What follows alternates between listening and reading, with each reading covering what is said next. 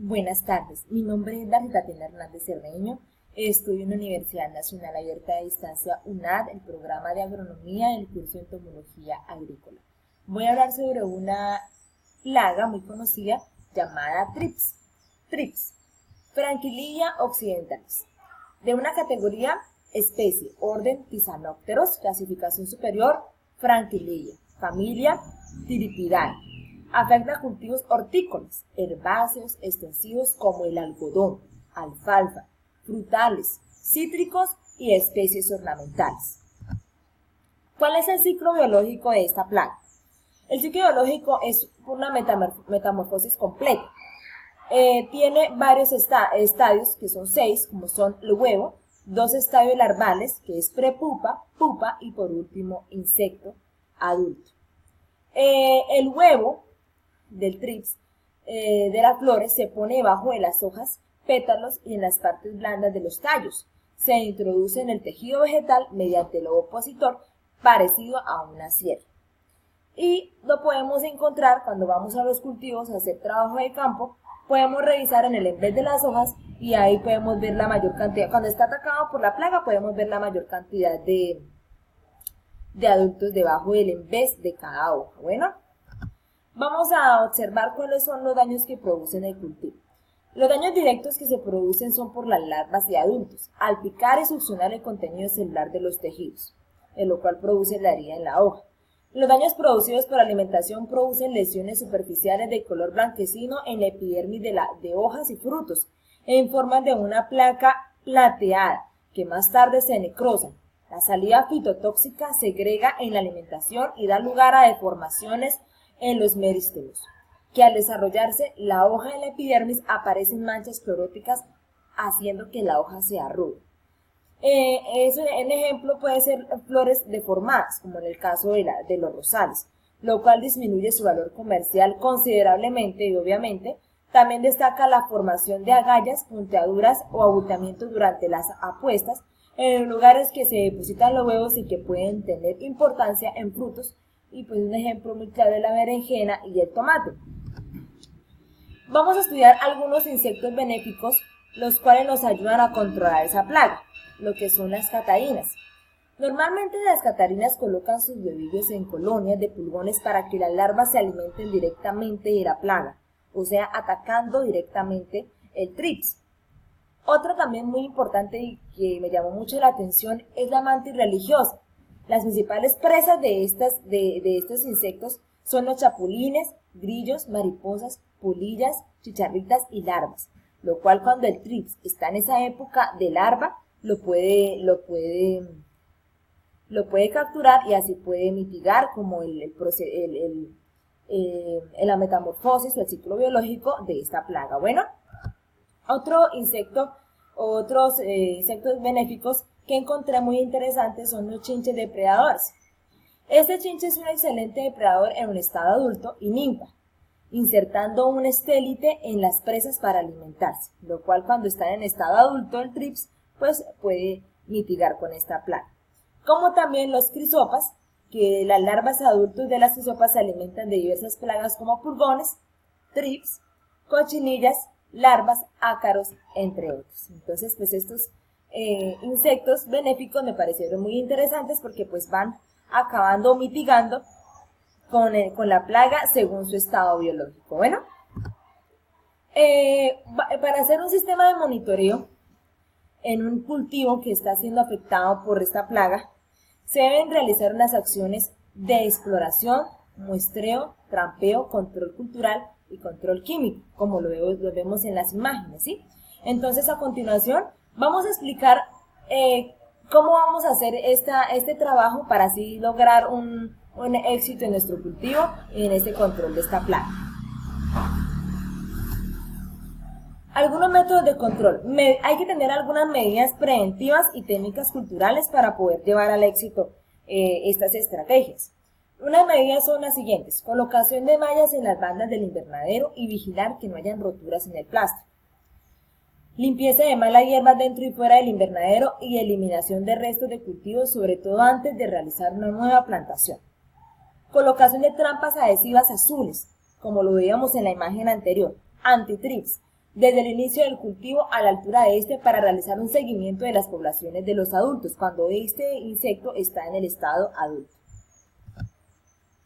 Vamos a realizar, también se puede realizar un control biológico. ¿Qué es un control biológico? Son aquellos enemigos naturales o aquellos, como lo acabamos de decir, aquellos insectos benéficos que los pueden atacar y pueden mitigar que esta plaga se siga desarrollando, ¿sí? Entonces, aquí encontré la relación de enemigos naturales más comunes en Franquililla occidentalis encontrados en un cultivo de invernadero. Parasitoide. No se conoce actualmente ningún parásito de tris de cultivos hortícolas en invernadero. Bueno, depredadores. Ahí podemos observar que hay uno que se llama Ambliseus cucumeris, Neuseulus californicus, Orius aldipenis, bueno, etcétera, los cuales nos ayudan, aquellos depredadores, como lo decía anteriormente, a mitigar con la plaga cuando están en estado, puede ser de larva o adulto, ¿sí? E incluso huevos. Y también están los estomapatógenos, los cuales son la Letercillium lecani o la Baureia bacial, que también es muy conocida y nos ayuda a controlar excelentemente esta plaga y además muchísimas plagas más. ¿Cuál sería el control químico que aplicaríamos a esta plaga? Pues ya en condiciones de que el control cultural, como el muestreo, llevando apuntes de cada cuanta de reproducción de esta plaga, cuando ya no podemos como ya controlarlo con el sector cultural, con el monitoreo cultural o con el monitoreo biológico, entonces pues pasamos a hacer un control químico, ¿cierto? Entonces los insecticidas orgánicos pues que son más amigables con el medio ambiente, encontré que era el aceite de neem, interfiere en el proceso de la muda del insecto dificultando su desarrollo, o sea que afecta su ciclo biológico, ¿sí? También encontré la Sprucin mitel, mezcla de nutrientes y extractos vegetales que actúan por contacto, eliminando todo tipo de metamorfosis de los trips, o sea que afecta, puede ser que esté el trips en huevo, en larva, en pupa, en berepupa, ataca directamente en cualquier estado de la plaga. Bueno, entonces continuamos con el adecuado uso de plaguicidas. Eso es muy importante, como agrónomos y como agricultores, tener en cuenta algunas características del uso de plaguicidas para que todo salga de una manera aceptable y no vayan a pasar accidentes. Entonces, como primero, escoger el plaguicida adecuado, el cual estemos dándole de verdad a la plaga que es, no un plaguicida, nos dijeron y pues vamos y de pronto no sea amigable con el medio ambiente o estemos matando microorganismos buenos que nos pueden incluso ser benéficos para otras plagas. Leer la etiqueta del producto, es importante ver en la qué tanta toxicidad tiene este producto, ¿sí? Entonces, pues eso lo dice en cada etiqueta del producto, entonces es importante leer la etiqueta para estar bien informados del plaguicida que estamos usando. Conocer los equipos de aplicación. Tener en cuenta qué necesitamos para aplicar este producto, que todo lo tengamos en orden para pues que no hayan dificultades. Conocer la dosis exacta de plaguicida, esto es muy importante porque los agricultores a veces se exceden en decir, bueno, vamos a aplicar 20 centímetros y aplican 40 porque les parece que 20 es muy poquito, ¿sí? O X o, sí, entonces eso es muy importante, conocer la dosis exacta de plaguicida a tratar en ese momento. Tener diferentes cuidados de aplicación, ya sea si es foliar, si es la raíz, entonces tener mucho cuidado en la aplicación de este plaguicida. Tener un control de residuos, que ya estos son de los residuos de donde vienen los plaguicidas, y tener como un almacenamiento y transporte de estos plaguicidas seguro para que nadie resulte afectado. Bueno, ¿cuál es el cuidado del operador para poder atender a este cultivo y poder manipular este plaguicida? Lavarse las manos con los guantes puestos, lavar las botas y el peto, quitarse las botas, lavarse nuevamente las manos manteniendo los guantes, retirarse la protección de la cabeza, quitarse la víscera, quitarse la mascarilla, quitarse el peto, quitarse la parte de arriba del equipo de protección, quitarse la parte de abajo del equipo de protección. Eso es más que todo cuando ya acabamos la labor, ¿sí? Pero es importante tener en cuenta que tenemos que tener siempre un overol, botas, guantes, delantal, una careta, para protegernos de este plaguicida, bueno, para no tener daños de salud.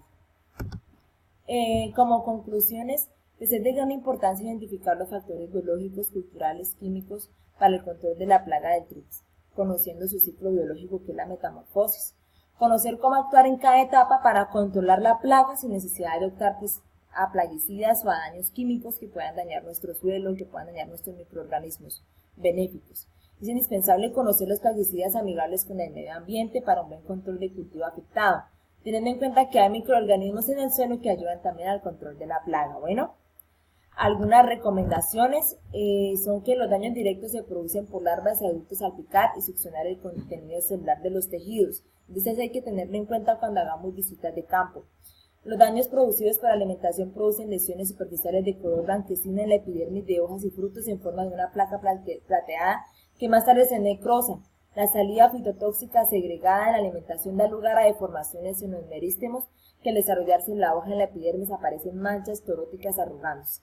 Entonces esas son como recomendaciones para tener en cuenta cuando vayamos a visita de campo y podamos de una vez identificar qué plaga es y pues si se está atacando el trips. También destacar la formación de agallas, puntaduras, abultamientos durante las puestas en los lugares que se depositaron los huevos y que pueden tener importancia en algunos frutos, como pues también se podría decir como la berenjena y el tomate, que son cultivos también muy reconocidos. Y pues finalmente la bibliografía de donde saqué toda la información. Entonces muchísimas gracias. Hasta pronto.